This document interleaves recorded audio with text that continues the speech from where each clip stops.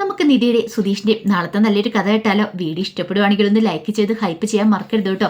എല്ലാ ദിവസവും ഉച്ചയ്ക്ക് നിധിയുടെ സുധീഷിൻ്റെയും പിറ്റേ ദിവസത്തെ വിശേഷങ്ങൾ ചാനലിനകത്ത് അപ്ലോഡ് ചെയ്യുന്നുണ്ട്. അങ്ങനെ നമ്മൾ കാണുന്ന ഒടുവിൽ സുഭാഷിന് ഭയങ്കര ടെൻഷനായിരുന്നു. കാരണം നിധിക്ക് സുധീഷിന് നല്ലൊരു ജീവിതം ഉണ്ടാവണമെങ്കിൽ തങ്ങൾ ഈ വീട് വിട്ടു പോകണം.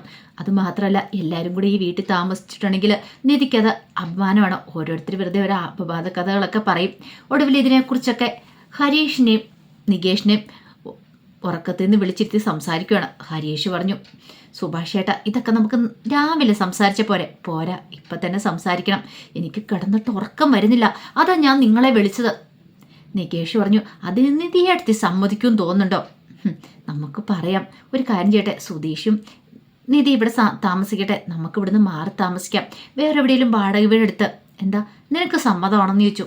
ഒടുവിൽ നികേഷ് പറഞ്ഞു, എനിക്ക് സമ്മതമാണെന്ന് പറഞ്ഞു. അപ്പോഴാണ് സുധീഷ് അങ്ങോട്ട് എഴുന്നേക്കുന്നത്.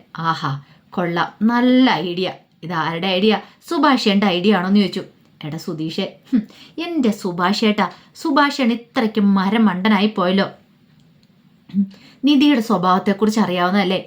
സുഭാഷേണ്ണും നികേഷും നിങ്ങളെല്ലാവരും ഈ വീട്ടിൽ നിന്ന് പോയിട്ടുണ്ടെങ്കിൽ പിന്നെ നിധി ഈ വീട്ടിൽ നിൽക്കുമോ?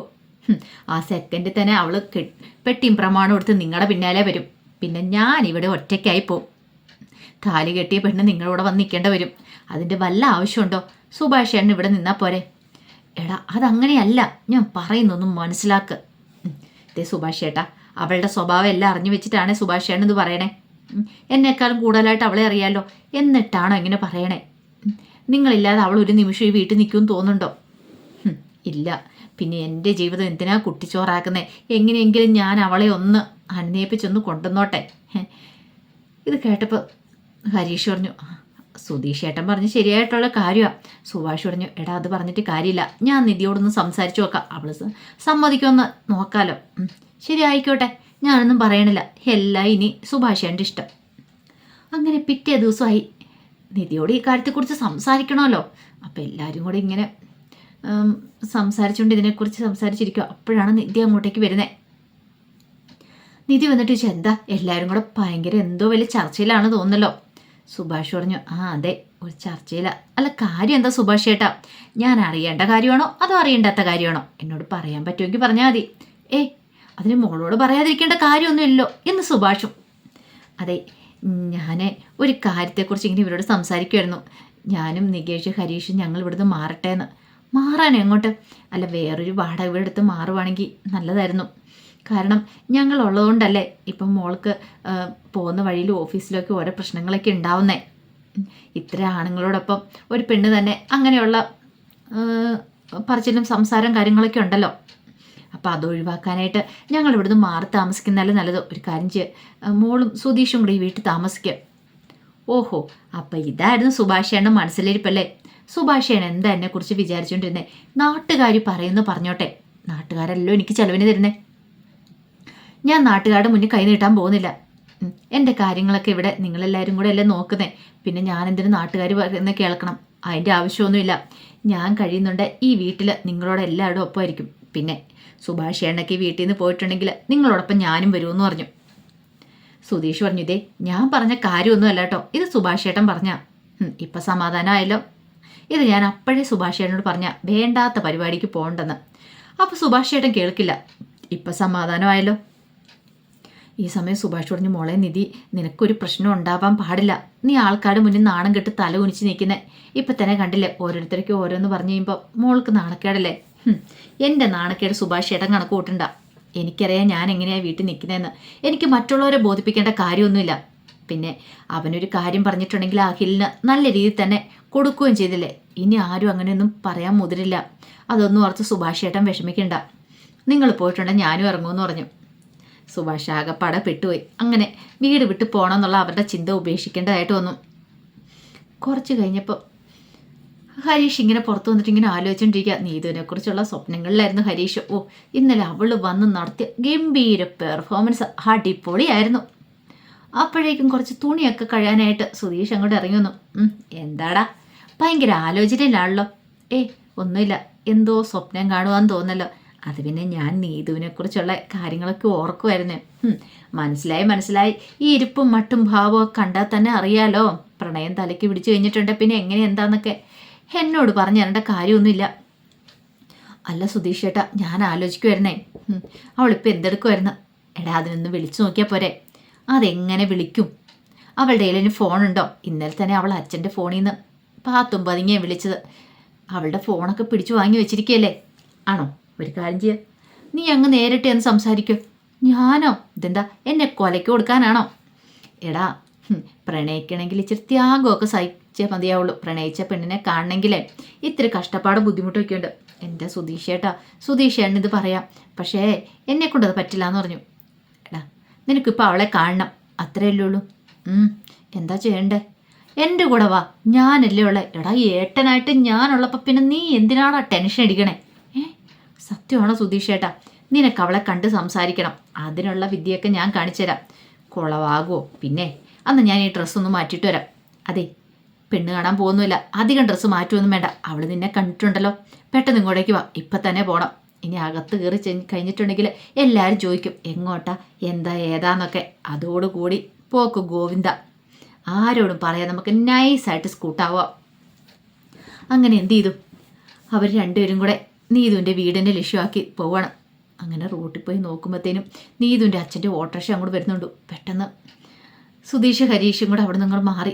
എടാ നീതുവിൻ്റെ അച്ഛനല്ലേ വരുന്നേക്കുന്നത്? അതെ, ഇനിയിപ്പോൾ എന്ത് ചെയ്യും നമ്മൾ? അതാ ഞാൻ പറഞ്ഞത്. ഒരു കാര്യം ചെയ്യാം, അവളെ വിളിച്ചും കൊണ്ട് ഇറങ്ങി വരാൻ പറ. സുധീഷ് ചേട്ടാ, അതല്ല ഞാൻ പറഞ്ഞു, അവളുടെ ഫോണില്ലാന്ന്. ഓ അത് ശരിയാണല്ലോ അല്ലേ. സുധീഷ് ഇങ്ങനെ ആലോചിച്ചു. സാരമില്ല, നീ ഇവിടെ നിൽക്കുക, ഒരു വഴി ഉണ്ടാക്കാമെന്ന് പറഞ്ഞു. അപ്പോഴേക്കും ഒരു ചേച്ചിയിലൂടെ പോയി. ഈ സമയം സുധീഷ് ആൻറ്റിയെന്നും പറഞ്ഞ് വിളിച്ചു. അവർ നിന്നു. സുധീഷ് അങ്ങോട്ട് ചെന്ന് കഴിഞ്ഞപ്പോഴത്തേനും ചോദിച്ചു, ആൻറ്റിയോ? ആരുടെ ആൻറ്റി? ആരുടെ ആൻറ്റിയെന്ന് ചോദിച്ചു. അല്ല നടന്നു വരുന്നുണ്ട്, ഇപ്പം ആൻറ്റിയാന്ന് തോന്നി. അടുത്ത് വന്നപ്പോൾ ചേച്ചിയാന്ന് മനസ്സിലായത്. ചേച്ചിയോ? ഏത് ചേച്ചി? അയ്യോ ഇവർ പ്രശ്നക്കാരിയാന്ന് തോന്നേ. സുധീഷ് പിന്നെ ഒന്നും മിണ്ടാൻ പോയില്ല. അപ്പോഴേക്കും ഹരീഷ് ഓർത്ത് ദൈവമേ തല്ലി മേടിക്കുവോ എന്നൊരു ചിന്തയായിരുന്നു. അവരങ്ങോട്ട് പോയി കഴിഞ്ഞപ്പോഴത്തേനും സുധീഷ് ഹരീഷിൻ്റെ അടുത്തേക്ക് വന്നു. ഹരീഷ് പറഞ്ഞു, എന്താ സുധീഷ് ഏട്ടൻ്റെ ഉദ്ദേശം? തല്ലു മേടിച്ചോണ്ടാ പോകുള്ളോ? എടാ നീ ഒന്ന് സമാധാനപ്പെട്. ഒന്നും പാളിയെന്ന് ഓർത്തോണ്ട് എപ്പോഴും പളി പാളന്നില്ലല്ലോ. ധൈര്യമായിട്ടിരിക്കും, ഞാനല്ലേ പറയണേ. എൻ്റെ കൂടെ വന്ന് എന്തിനാ ടെൻഷൻ അടിക്കണേ? ഞാനൊരു വാക്ക് പറഞ്ഞാൽ വാക്കാ. അപ്പോഴേക്കാണ് ഒരു പെങ്കൊച്ചലട നടന്നു വരുന്നുണ്ട്. ഇത് കൊള്ളാം. സുധീഷ് ശോശു ഒന്ന് വിളിച്ചിട്ട് ഓടി അങ്ങോട്ട് ചെന്നു. എന്താന്നിങ്ങനെ ചോദിച്ചു. അപ്പോഴേക്കും സുധീഷ് ആദ്യം ഒന്ന് പതുങ്ങി. പെട്ടെന്ന് ആ പെങ്കൊച്ചങ്ങ് നടന്നു കഴിഞ്ഞപ്പോഴത്തേനും സുധീഷ് പറഞ്ഞു, അയ്യോ ഇങ്ങനെ ഓടിപ്പോവല്ലേ, അവിടെ നിൽക്കാനും പറഞ്ഞുകൊണ്ട് ഓടിക്കതച്ച് അങ്ങോട്ട് വന്നു. എന്താ കാണാനൊക്കെ നല്ല സുന്ദരിയാണല്ലോ, നല്ല ഭംഗിയുണ്ട് കേട്ടോ എന്ന് പറഞ്ഞു. അത് കേട്ടപ്പോൾ പെൺപിള്ളേരെ പുകഴ്ത്തുന്ന അവർക്ക് ഇഷ്ടമുള്ള കാര്യമാണല്ലോ, പ്രത്യേകിച്ച് നല്ല സൗന്ദര്യം ഉണ്ടെന്ന് പറഞ്ഞു കഴിഞ്ഞിട്ടുണ്ടെങ്കിൽ. പെട്ടെന്ന് ആ പെങ്കുച്ച് നാണത്തോടെ സുധീഷിനെ ഒന്ന് നോക്കി. കാണാനൊക്കെ കൊള്ളാം, നല്ല ഭംഗിയുണ്ടല്ലോ, അതൊന്ന് പറയാൻ വേണ്ടിയിട്ടാണ് ഞാൻ വിളിച്ചത്. അപ്പോഴാണെങ്കിലോ എക്സ്പ്രസ് പോലെ പോകുന്നേ എന്ന് പറഞ്ഞു. അപ്പോഴേക്കും ആ പെങ്കൊച്ച് പറഞ്ഞു, അല്ല അത് പിന്നെ അതെ എനിക്കിഷ്ടപ്പെട്ടു കേട്ടോ. ഈ സമയത്ത് ഹരീഷ് ഓർത്ത്, ദൈവമേ ഇനി ഈ പെങ്കൊച്ചിൻ്റെ കാര്യം തല്ലി മേടിക്കോ? ഇവൻ്റെ കല്യാണം കഴിഞ്ഞ എന്നിട്ട് വീണ്ടും ആ പെങ്കൊച്ചിനോട് പോയി സൊള്ളുന്ന എന്തിനാണോ എന്തോ. എല്ലാം കുളവായെന്ന് തോന്നേ. ഏത് സമയത്താണോ എന്തോ സുധീഷേനോടൊപ്പം ഇറങ്ങി വരാൻ തോന്നിയത്. ഹരീഷിന് ആകെപ്പാടെ ടെൻഷൻ അവിടെ വന്നിട്ട്. അപ്പോഴേക്കും സുധീഷ് പറഞ്ഞു, അതെ എനിക്കൊരു ഉപകാരം ചെയ്യാമെന്ന് ചോദിച്ചു. ഉപകാരമോ? അല്ല കോളേജിലാണോ പഠിക്കുന്നത്? അതെ കോളേജിലാണ് പഠിക്കണേ. ആ വീട്ടിലെ നീതുവിനെ അറിയാമെന്ന് ചോദിച്ചു. ആ ഓട്ടോ ഓടിക്കുന്ന ആ ചേണ്ടല്ലേ? അതെ എനിക്കറിയാമെന്ന് പറഞ്ഞു. എങ്കിലൊരു കാര്യം ചെയ്യാവോ, നീതുവിനെ ഒന്ന് പുറത്തേക്ക് വിളിക്കാമെന്ന് ചോദിച്ചു. പുറത്തേക്ക് വിളിക്കാനോ? അല്ല ഇപ്പം മോള് അല്ല കൊച്ചു ഉദ്ദേശിക്കുന്നുണ്ടായിരിക്കും. മോളെ ഞാൻ വിളിച്ച് നിർത്തിയിട്ട് ഇനിയിപ്പോൾ വേറൊരു പെണ്ണിനെ വിളിച്ചിറക്കാനായിട്ട് അങ്ങനെ പറയുന്നത് എന്തുകൊണ്ടാണ്? അയ്യോ അങ്ങനെയൊന്നും വിചാരിക്കില്ല കേട്ടോ, ഇതെനിക്ക് വേണ്ടിയിട്ടല്ല, ദേ നിൽക്കുന്ന എൻ്റെ അനുജന് വേണ്ടിയിട്ടാന്ന് പറഞ്ഞു. അപ്പോഴേക്കും ആ പെങ്കൊച്ച് നോക്കി. അപ്പോഴേക്കും ഹരീഷിന് ആകപ്പെടെ വല്ലാത്തൊരു ബുദ്ധിമുട്ട്. ആ സമയം സുധീഷ് പറഞ്ഞു, അവനുമായിട്ടേ ആ പെങ്കൊച്ച് ലൈനാ, അപ്പോൾ അവന് കാണണം. വീട്ടിൽ കുറേ ഉള്ളതുകൊണ്ട് കാണാൻ പറ്റില്ല. ഒന്ന് വിളിച്ച് പുറത്തേക്ക് ഇറങ്ങണം, ഒന്ന് സംസാരിക്കാൻ വേണ്ടിയിട്ടായിരുന്നു. ഞാൻ പോയി വിളിക്കാം, ഒരു ഫ്രണ്ട് വന്ന് പറഞ്ഞാൽ മതി എന്ന് പറഞ്ഞു. പിന്നെ ഒരു കാര്യം, ഫ്രണ്ടെന്ന് പറയുമ്പോഴേ ബോയ് ഫ്രണ്ട് എന്ന് പറയണ്ട, ഗേൾ ഫ്രണ്ട് എന്ന് പറയുള്ളൂ. ശരിയെന്ന് പറഞ്ഞു. അങ്ങനെ ആ പെങ്കൊച്ച് അങ്ങോട്ട് അകത്തേക്ക് അവരുടെ വീട്ടിനങ്ങോട്ട് കയറി പോകണം. അപ്പോഴേക്കും ഹരീഷിനോട് പറഞ്ഞു, എങ്ങനെയുണ്ട് എൻ്റെ ബുദ്ധി? ഇപ്പം മനസ്സിലായോ എൻ്റെ ബുദ്ധി എവിടം വരെ എത്തുന്നു? അവളെ ഇറങ്ങി വന്നാൽ മതിയായിരുന്നു. അങ്ങനെ ആ പെങ്കൊച്ച് എന്നിട്ട് അകത്തേക്ക് ചെന്ന് കഴിഞ്ഞപ്പോഴത്തേനും നീതുവിൻ്റെ അമ്മ ചോദിച്ചു, എന്താ? അല്ല നീതു ചേച്ചി ഇല്ലേ? നീതു എന്ന് പറഞ്ഞൊരു നീതുവിനെ വിളിച്ചു. നീതു ഇറങ്ങി വന്നപ്പോൾ ആ പെങ്കൊച്ചു പറഞ്ഞത് നീതി ചേച്ചിയുടെ ഫ്രണ്ട് കാണാൻ വന്നിരിക്കുന്നു. ഫ്രണ്ടോ? ഏത് ഫ്രണ്ട്? അപ്പോഴേക്കും നീതിൻ്റെ അമ്മയ്ക്ക് സംശയം, ഏത് ഫ്രണ്ടാന്ന് ചോദിച്ചു. അല്ല പുറത്തേക്കുന്നുണ്ട്. ആ സമയത്ത് നീത് പുറത്തേക്കൊന്ന് പതുക്കെ നോക്കുമ്പോഴത്തേനും ഹരീഷും സുധീഷും നിൽക്കുന്നുണ്ട്. കാര്യം മനസ്സിലായി. പെട്ടെന്ന് തന്നെ അകത്തേക്ക് കയറി ചെന്നു. എന്താടി അമ്മ, ഞാൻ എൻ്റെ ഫ്രണ്ടിനോടൊന്ന് സംസാരിച്ചിട്ട് വരാം. അതെന്താ? അവൾ ഇങ്ങോട്ടേക്ക് വിളിക്കാൻ മേലേ? ഇവിടെ വെച്ച് സംസാരിച്ചാൽ മതി, വീടിനകത്ത് വെച്ച്. പുറത്ത് വെച്ചുള്ള സംസാരമൊന്നും വേണ്ട. അമ്മ, രേവതിയാണ് വന്നിരിക്കുന്നത്. ഞാൻ അവളെ പോയി വിളിച്ച് സംസാരിച്ച് ഇങ്ങോട്ട് കൂട്ടിക്കൊണ്ട് വരാമെന്ന് പറഞ്ഞു. അങ്ങനെ പതുക്കെ പെട്ടെന്ന് പുറത്തേക്ക് ഇറങ്ങുവാണ്. ഈ സമയത്ത് ആ കൊച്ചിനോട് പറഞ്ഞു താങ്ക്സ് എന്ന് പറഞ്ഞു. ഭയങ്കര സന്തോഷമായിരുന്നു നീതുവിന്. അങ്ങനെ എന്താണെങ്കിലും സുധീഷ് ഹരീഷിന് വേണ്ടി നല്ലൊരു കാര്യം ചെയ്യുന്നുണ്ട്. ഉദ്ദേശിച്ച പോലെ തന്നെ ഹരീഷിന് നീതുവായിട്ട് കണ്ടുമുട്ടാനൊക്കെ സാധിക്കുന്നുണ്ട്. ഇനി എന്തായിത്തീരും എങ്ങനെയായിത്തീരും നമുക്ക് കണ്ടറിയാട്ടോ. അപ്പോൾ ഇതിൻ്റെ ബാക്കി വിശേഷങ്ങളുമായിട്ട് നാളെ ഉച്ചയ്ക്ക് വരാവേ. മറക്കാതെ എല്ലാവരും കയറി കാണാൻ ശ്രമിക്കണം കേട്ടോ. അതോടൊപ്പം തന്നെ പുതിയ കഥയായ ഭൂമിജയുടെയും അജയുടെയും വിശേഷങ്ങളൊക്കെ ഞാൻ ചാനലിനകത്ത് അപ്ലോഡ് ചെയ്യാൻ തുടങ്ങിയിട്ടുണ്ട് കേട്ടോ. അതെല്ലാ ദിവസവും വൈകുന്നേരം പിറ്റേ ദിവസത്തെ പ്രമോ വിശേഷങ്ങളൊക്കെയാണ് അപ്ലോഡ് ചെയ്യുന്നത്. കാണാൻ താല്പര്യമുള്ളവർ അത് കയറി കാണാൻ ശ്രമിക്കണം കേട്ടോ. ഒരിക്കൽ കൂടി എല്ലാവർക്കും ശുഭദിനം നേർന്നുകൊണ്ട് നിർത്തുന്നു. നന്ദി.